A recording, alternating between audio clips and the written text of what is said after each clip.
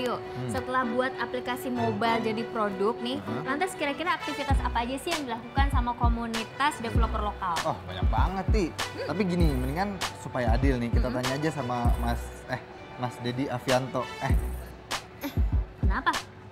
Namanya itu Mas Dedi Avianto dengan hashtag Oh, Ini kita tanya aja langsung sama Mas Dedinya, gimana?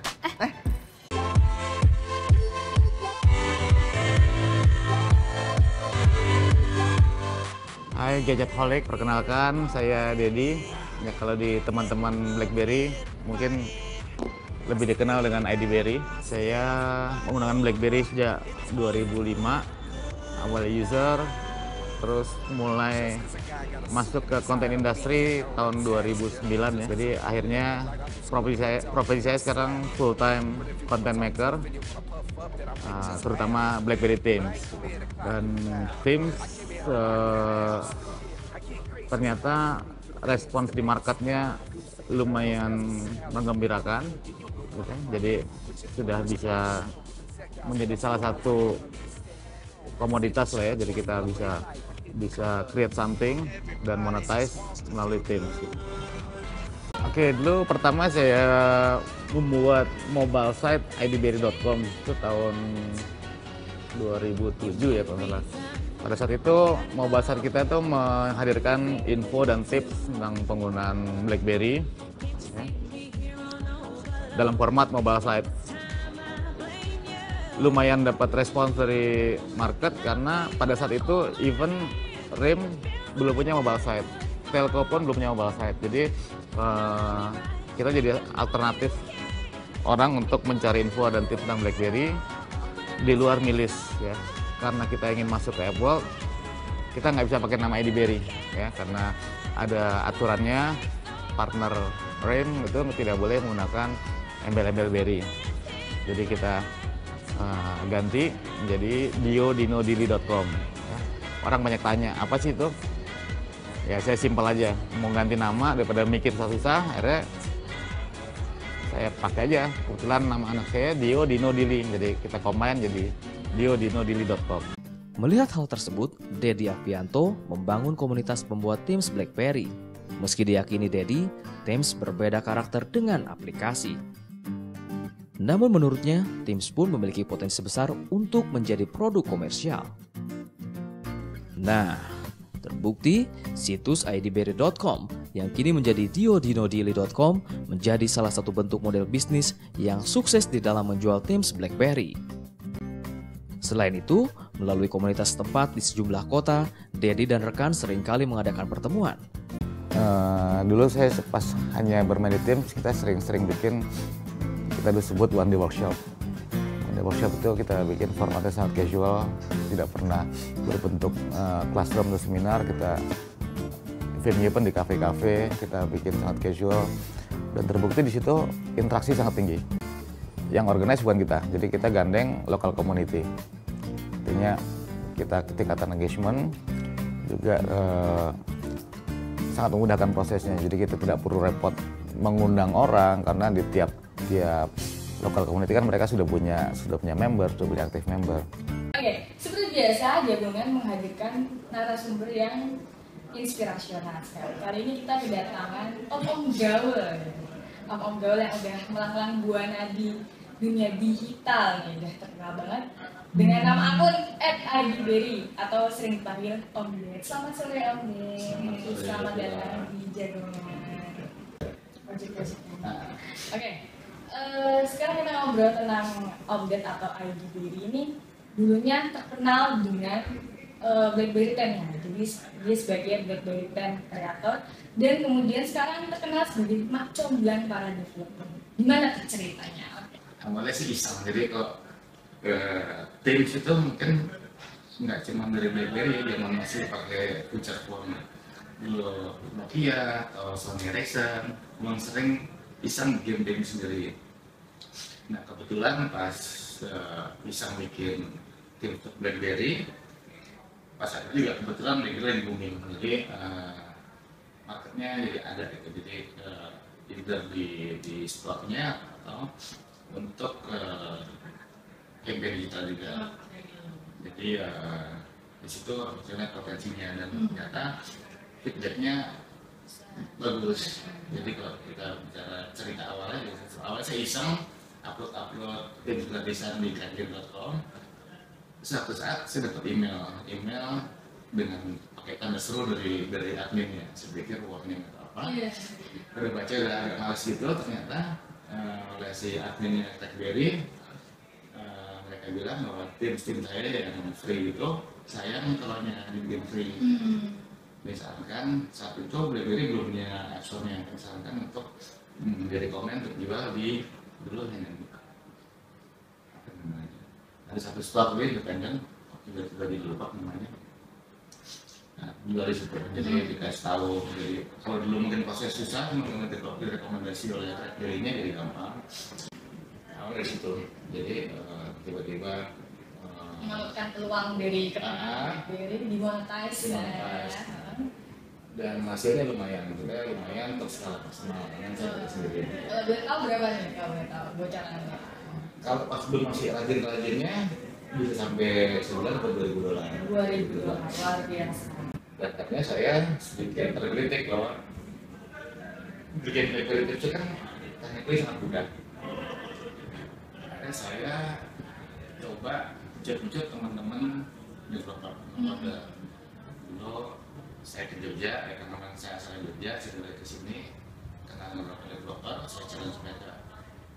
Kenapa dua yang bikinnya simple, dapat duit, tapi kalian yang sangat lebih rumit, susah monetize-nya. Akhirnya saya coba sedikit cari tahu kenapa gitu ya, karena technically teman-teman di sini atau di kota lain pun terus jago-jago. Cuma ada problemnya adalah banyak aspek-aspek teknis yang ada perbedaan.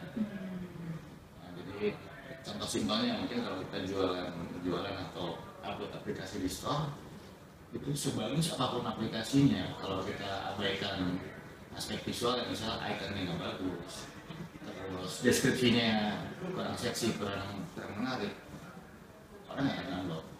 Dan itu karena mereka teman-teman developer coder saat itu relatif masih menutup diri, jadi mengasumsikan icon gue bisa bikin, deskripsi gue bisa bikin, jadi memang bisa, cuma tidak optimal. Disinilah peran Omdet.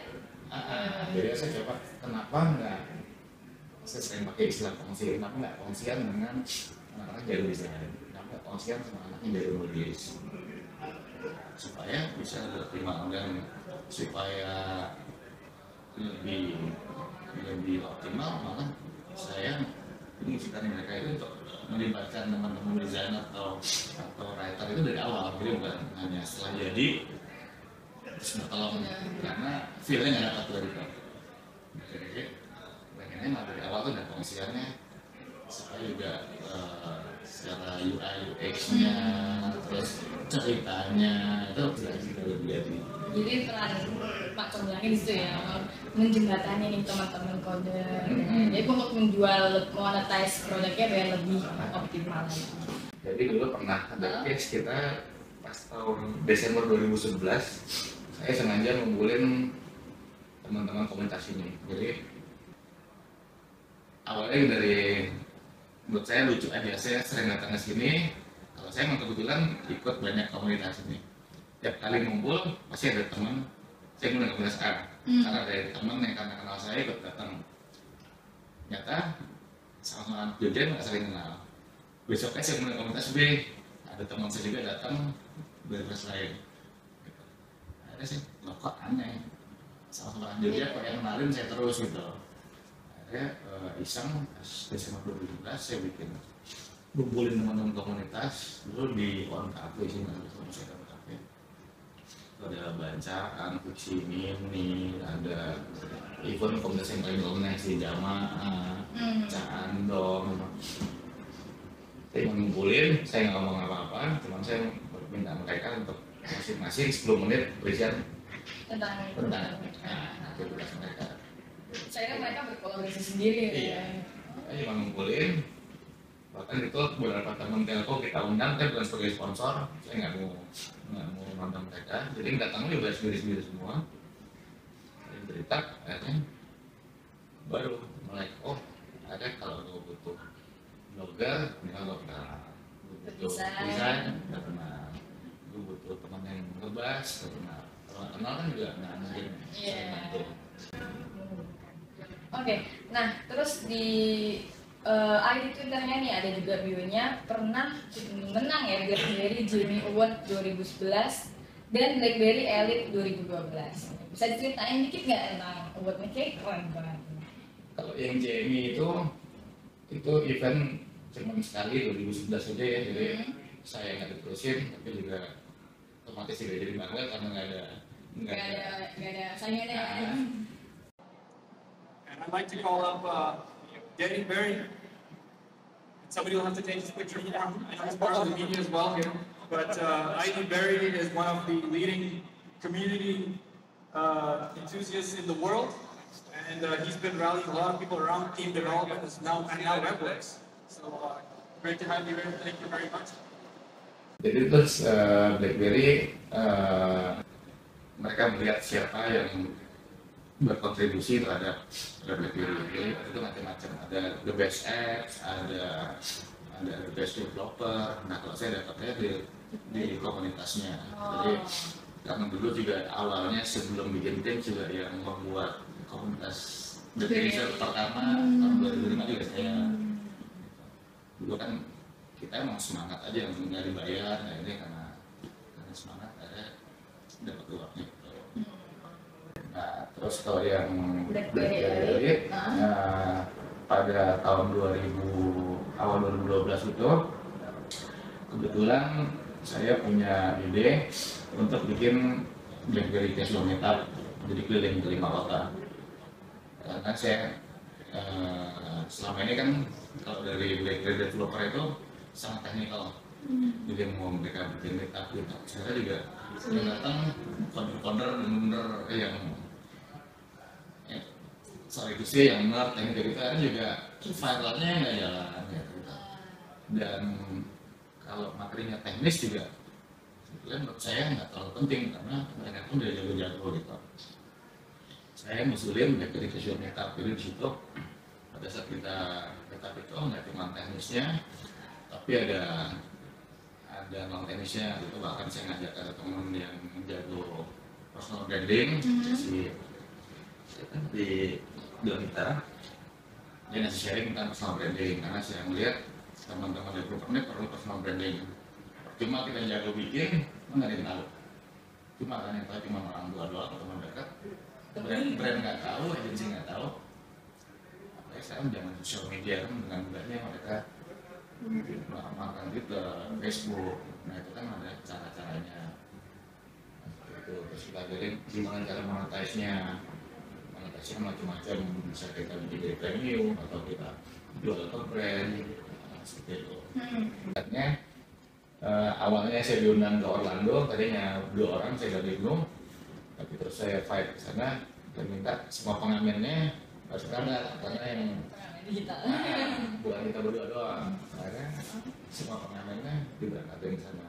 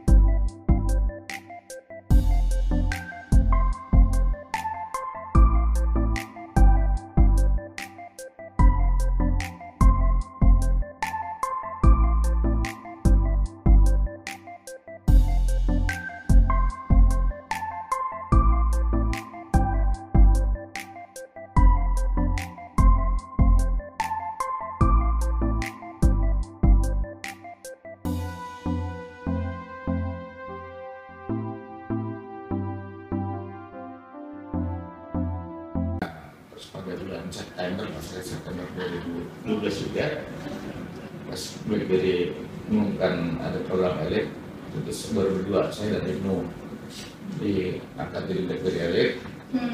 Kita diundang ke San Jose. Dan uniknya itu kan seluruh dunia tuh, terus total ngambil 184 orang gitu. Satu-satunya yang bukan coder cuma saya. Gitu. Yang lainnya menurut coder, gitu.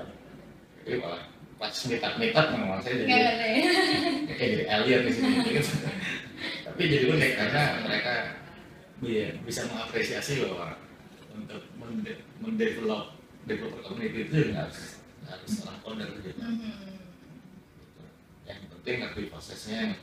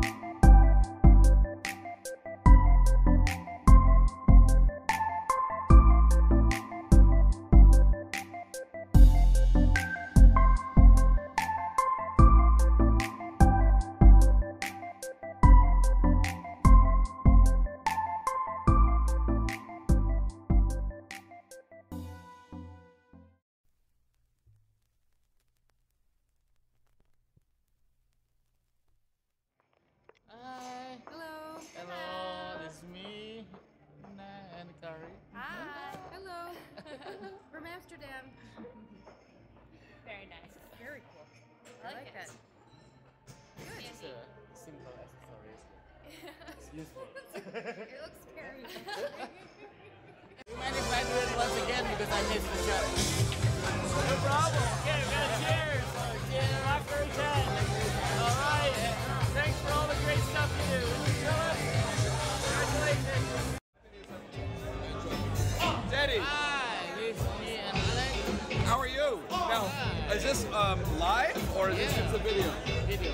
It's a video, okay. Here's Daddy. How are you? Are you enjoying the show? Are you happy with the product launch? Good. So am I.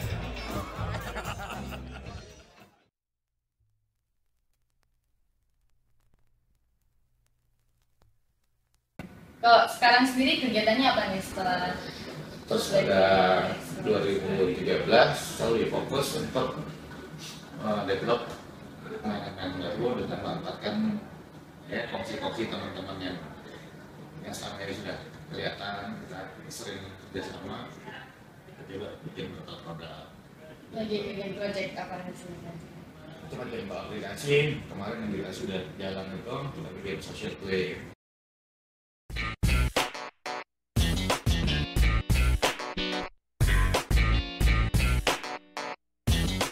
Selain dia media player, maksudnya dengerin lagu dan paling penting dia juga bisa membantu curhatan isi hati lewat lagu yang kita dengar. Too young, too dumb to realize that I should have bought you flowers and held your hand. Should have gave you all my hours when I had the chance. Ya biasanya kan kalau di Twitter ada yang don't playing gitu, lagu patah hati bla bla bla, itu udah pasti curhat ya.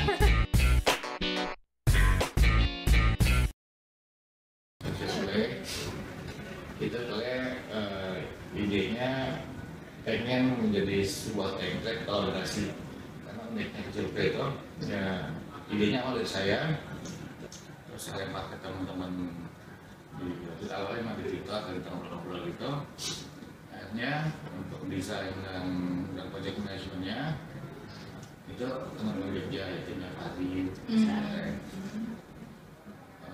lalu untuk eksekusi developernya kita pecah lagi, jadi kita ngajak member kita open ya siapa yang mau ikut. Jadi untuk Windows Phone-nya di develop teman Bandung, untuk BlackBerry-nya tadi ya di develop Mas Jogja, akhirnya pindah ke dia Perkanas Bogor, terus karena mungkin terlalu sibuk sekarang dia Perkanas Malang gitu. Jadi kita mencoba berkolaborasi. Nah, ini saya pengen bikin teman-teman tuh mulai kalau kita bikin produk dan aplikasi itu bukan masalah duit sebenarnya, tapi masalah kita bikin satu konsep dan kita bisa meyakinkan teman untuk kerja bareng, kolaborasi, ya itu bisa. Sekarang sosial ini udah lumayan, dan kemarin udah sih Pak, udah bisa lumayan monetize. Kebetulan pada kita launching tadi support oleh satu brand yang memang music related, jadi memang cocok dengan produk kita. jalan suksesnya ya.